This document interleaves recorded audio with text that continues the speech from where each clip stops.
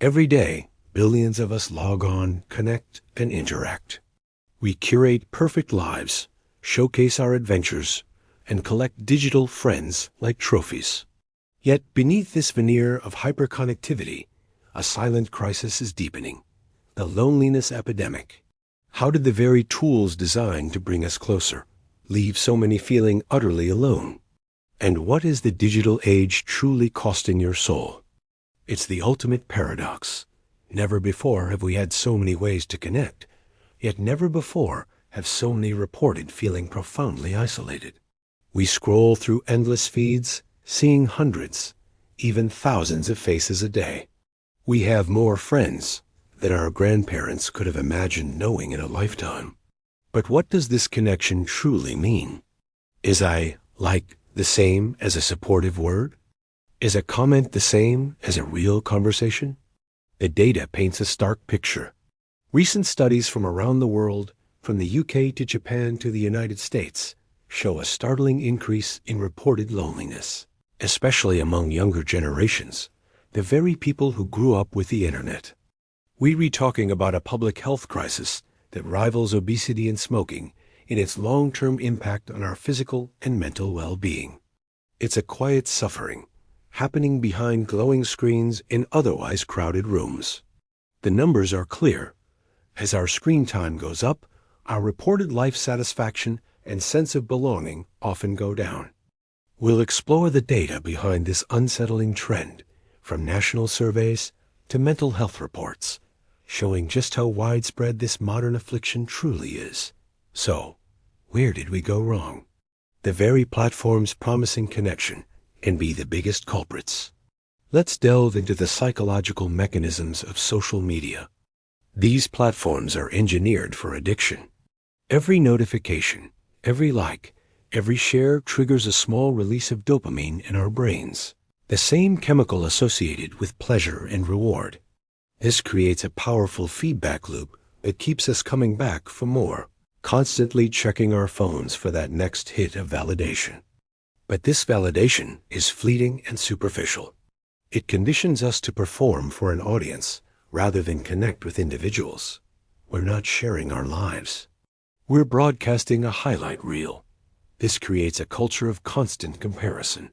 We measure our messy, complicated reality against the perfectly filtered, curated fantasies of others. We see their exotic vacations, their perfect relationships, their career successes, and we can't help but feel our own lives fall short. This comparison culture breeds envy, anxiety, and a profound sense of inadequacy.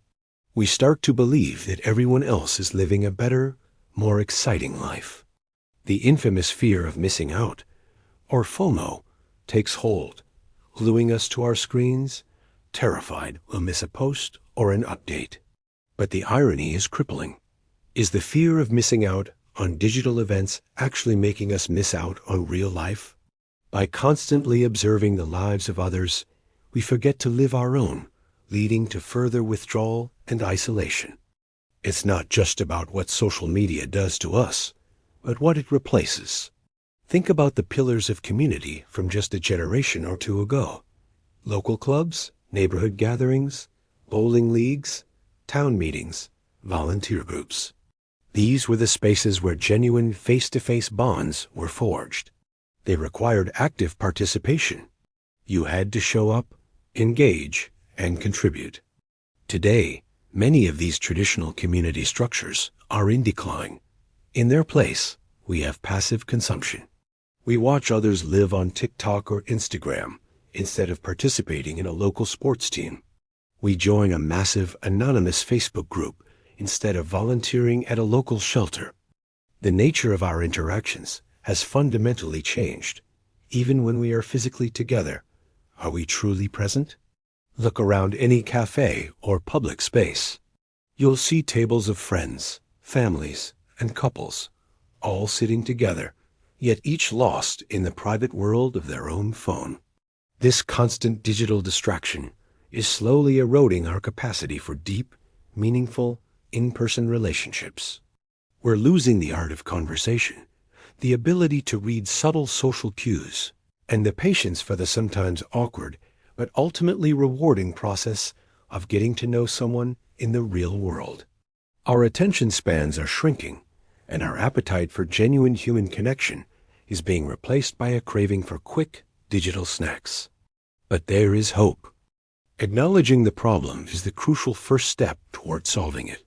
We don't have to delete all our accounts and retreat from the digital world entirely. Instead, we can learn to use these tools more mindfully and reclaim our real-world connections. It starts with a digital detox. Try setting specific times when you put your phone away completely, especially during meals or when you're with loved ones. Turn off non-essential notifications to break that addictive dopamine loop.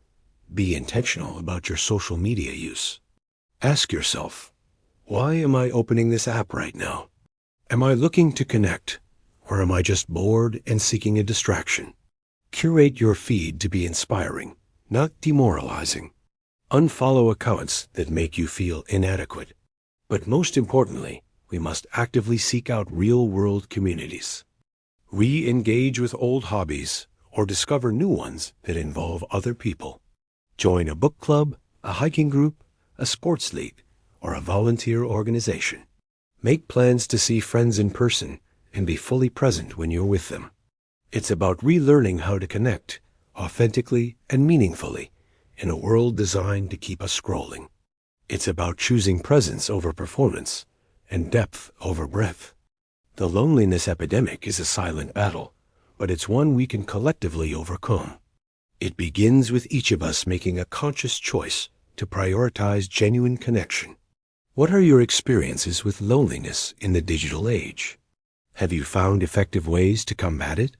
Share your thoughts and stories in the comments below and join the conversation.